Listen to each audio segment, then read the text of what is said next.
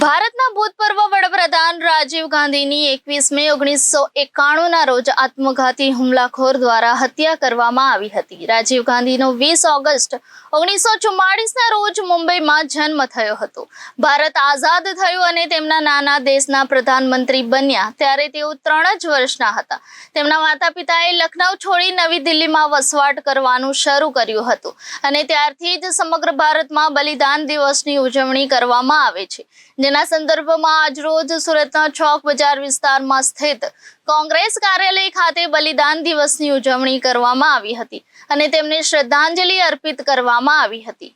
ભારતના ભૂતપૂર્વ વડાપ્રધાન રાજીવ ગાંધીની 21 મે 1991ના રોજ આત્મઘાતી હુમલાખોર દ્વારા હત્યા કરવામાં આવી હતી। રાજીવ ગાંધીનો 20 ઓગસ્ટ 1944ના રોજ મુંબઈમાં જન્મ થયો હતો।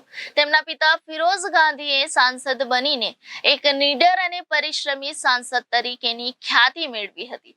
રાજીવ ગાંધીએ પોતાનું બાળપણ પોતાના નાના ભાઈ ત્રિમૂર્તિ ભવનમાં પસાર કર્યું હતું। શાળા અભ્યાસ પૂરો કર્યા બાદ તેઓ કેમ્બ્રિજની દ્વિતીય કોલેજમાં જોડાયા હતા, પરંતુ ટૂંક સમયમાં તેમણે કોલેજ છોડીને લંડન ખાતેની ઇમ્પિરિયલ કોલેજમાં પ્રવેશ મેળવ્યો હતો। તેમણે મિકેનિકલ એન્જિનિયરિંગ શાળામાં અભ્યાસ કર્યો હતો, પરંતુ 1980ના વિમાન અકસ્માતમાં તેમના ભાઈ સંજયના થયેલા અચાનક મૃત્યુએ તેમના જીવનમાં પલટો લાવ્યો હતો।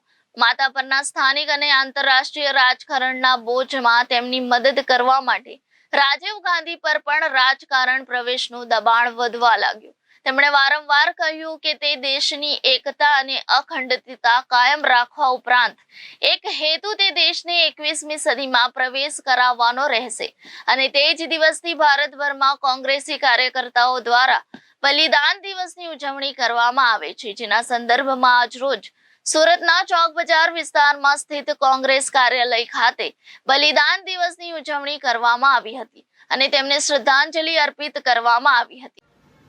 મારું નામ મુકેશ રાણા, કોંગ્રેસ મહામંત્રી, ચોક બજાર કોંગ્રેસ કાર્યાલય ખાતે અમે રાજીવ ગાંધીની બલિદાન દિવસ, આજે બલિદાન દિવસ છે પૂર્વ વડાપ્રધાન શ્રી રાજીવ ગાંધીજીનો, તેના અંદર અમે આજ બલિદાન દિવસ ઉજવણી રૂપે શ્રદ્ધાંજલિ આપવા માટે અમે લોકો અહીંયા ભેગા થયા છે। ત્યારબાદ અમે ફૂલહાર કરી શ્રદ્ધાંજલિ પાઠવી છે। જય।